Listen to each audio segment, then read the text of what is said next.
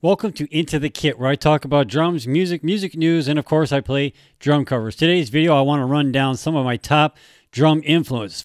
Second on the list, we've got John Bonzo Bonham.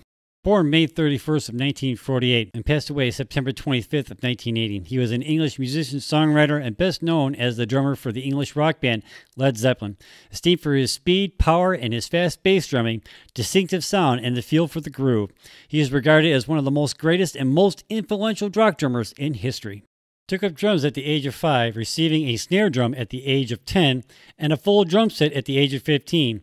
He played with multiple local bands, both at school and following school, eventually playing with two different bands with the future bandmate Robert Plant. Following the demise of the Yardbirds in 1968, Bonham joined Plant, guitarist Jimmy Page, and bassist John Paul Jones to form Led Zeppelin.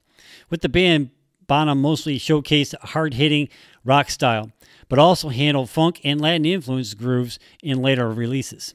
Like Keith Moon of The Who, Bonham's drum set grew in size following the band's 1969 concert tours, including congas, timpanas, and a gong. His drum solo, Moby Dick, was featured on the group's second album and was a staple at their concerts, often lasting over 20 minutes long. Outside of Led Zeppelin, Bonham played drums for other artists, including the Family Dog, Screaming Lord Sutch, Lulu, and Jimmy Stevens and the Wings. Bonham played with Led Zeppelin till his death in September of 1980 at the age of 32, following a night of heavy drinking. The surviving members decided to disband the group out of respect for Bonham.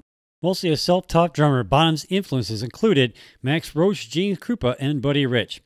Bonham also close with the Vanilla Fudge drummer Carmen Appice, who introduced him to Ludwig drums. While primarily known for his hard rock style during his lifetime, Bonham's reputation as a drummer has grown beyond hard rock following his death. He is now seen as one of the most greatest drummers of all time, has influenced numerous drummers, including David Grohl, Chad Smith, Dave Lombardo, and Mike Portnoy, just to name a few, and was inducted to the Rock and Roll Hall of Fame in 1995 as a member of Led Zeppelin. In 2016, Rolling Stone ranked him first in its list of the 100 greatest drummers of all time. Now, John Bonham's always been one of the big drummer influences ever since I started playing years ago.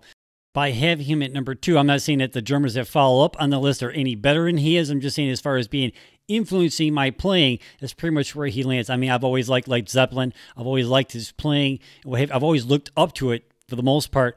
I remember seeing footage of his Moby Dick drum solo. I think it was from the Song Remains the Same movie where he was actually playing the drums with his knuckles. I actually ended up doing that once at an American Guild music contest where I was playing a drum solo for like 5 minutes and what have you. I dropped both my sticks. I'm like, oh, what do I do? And I couldn't just stop playing and what have you because it would just be embarrassing. So I ended up playing the rest of my time with my knuckles. I didn't win, but I didn't do it for the win. I did it just because I was in the middle of playing a drum solo and I didn't want to be embarrassed and stop and have to start all over again so I can pick up my drumsticks, because we watched a kid earlier on during that competition who basically did the same thing. He kept on dropping his sticks. Like, oops, oh, I'm sorry, oops, I'm sorry.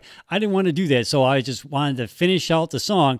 So I dropped both my sticks, and I'm like, well, what do I do? And I just immediately thought, oh yeah, Bonzo. And I started playing with my knuckles and what have you, just so I could finish out the drum solo.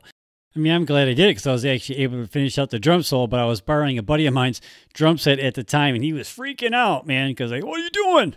Yeah, he's freaking out pretty much. Luckily, nothing happened to his kit. But I think Zeppelin's Rock and Roll was like the first Zeppelin song that I actually learned how to play on the drums. I think if you actually took a poll out from drummers and what have you, that'd be like one of like the first 5 or so of like songs from Zeppelin that they actually learned how to play. I actually got to play that song live quite a bit. I mean, there was the one time I was out with my buddy's brother band, like load in at this house party and what have you, and the guy who was throwing the party, he was asking like, hey, anybody know how to play Zeppelin's Rock and Roll? I'm like, I do.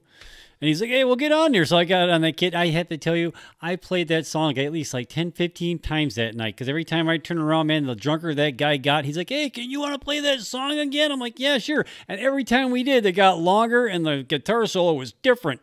By the 15th time, man, I can't tell you how long that song was. Like, oh, man, come on, this song is not that long.